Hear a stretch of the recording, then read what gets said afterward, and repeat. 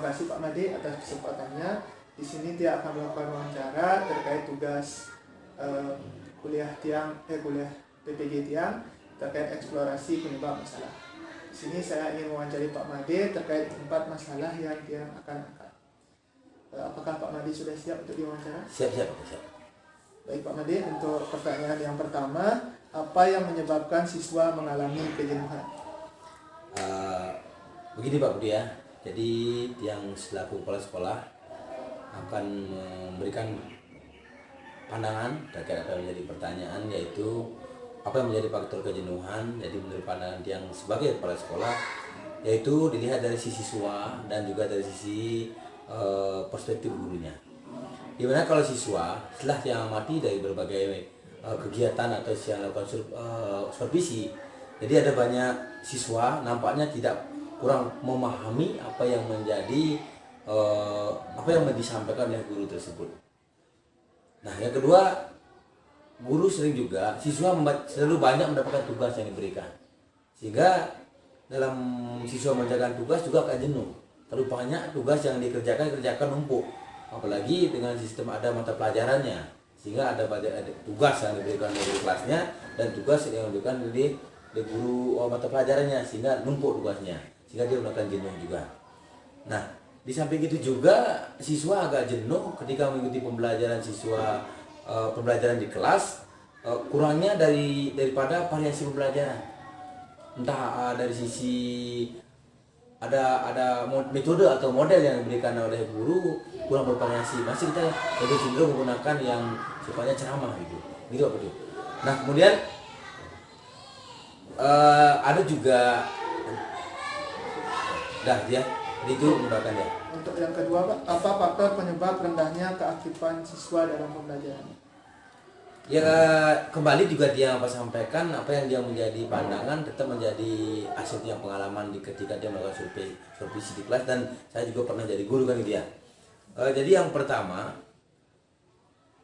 penyampaian materi berfokus pada buku, masih buku oriented gitu ya. Jadi tetap apa yang disampaikan buku oleh guru itu terus berpacu pada buku, bukan berpacu pada RPP yang menjadi sumber-sumber lain yang dimasukkan dalam RPP. Masih pada buku, misalnya bukunya pengarang siapa, itu yang digunakan, satu buku yang digunakan dalam mengajar guru. Kemudian ada terkadang guru jarang juga memberikan feedback, memberikan umpan balik terhadap siswanya. Begitu memberikan tugas, memberikan materinya, selesai ada tugas sedikit, dan itu disetor langsung keluar istirahat. Semestinya itu diberikan semacam feedback, penguatan yang diberikan oleh guru pada siswanya, sehingga siswanya akan aktif dia di sana kelihatan.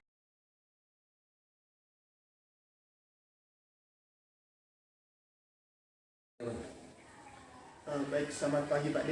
Menyambung wawancara kemarin, di sini saya ingin menanyakan beberapa permasalahan faktor penyebab lagi.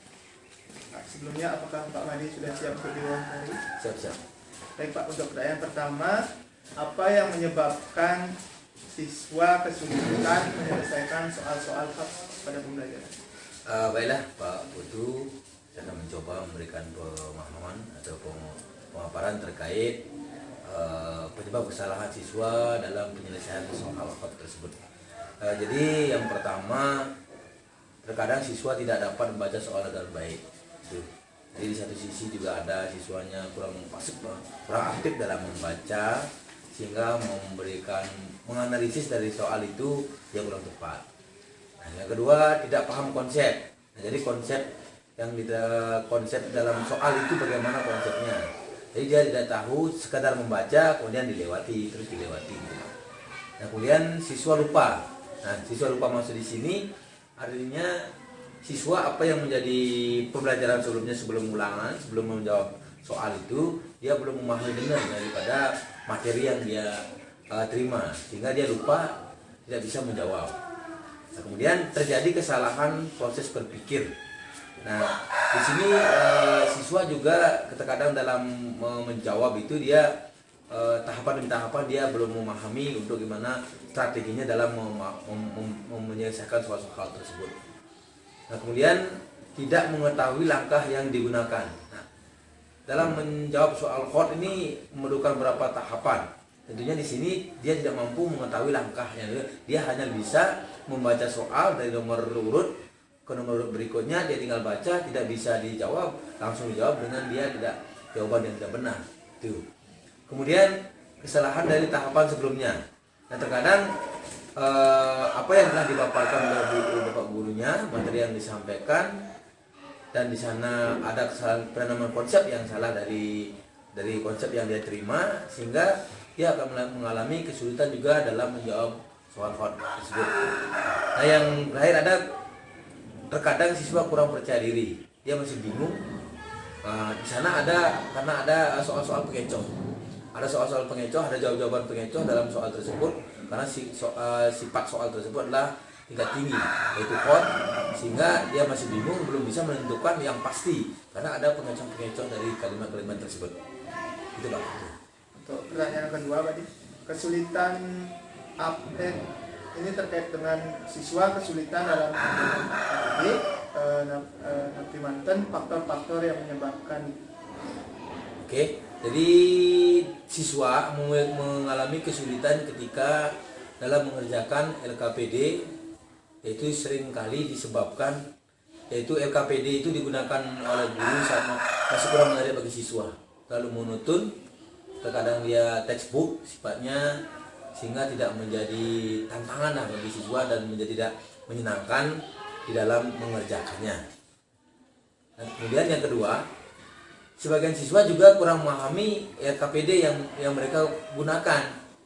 Nah, karena apa? Karena sebelum dikerjakan terkadang tidak diberikan cara-cara atau langkah, hanya bisa diberikan langkah-langkahnya di sana hanya berupa tertulis, tidak dijelaskan secara lisan oleh gurunya tersebut. Nah, kemudian dalam melakukan proses pembelajaran pun guru kurang menjelaskan penggunaan LKPD yang tadi saya sampaikan tadi, bahwa begitu berikan sodoran LKPD pada siswa, disuruh mengerjakan, setelah itu sudah selesai disuruh mengumpulkan. Nah, sehingga pemahaman dalam mengerjakan LKPD dari tahapan awal tidak secara sistematis diterima oleh siswa. Baik Pak Made, terima kasih atas informasinya terkait faktor-faktor penyebab itu. Yang ucapkan terima kasih sekali lagi. Oke, terima kasih Pak. Mohon maaf sekurang lebihnya bisa memberikan tanggapan seperti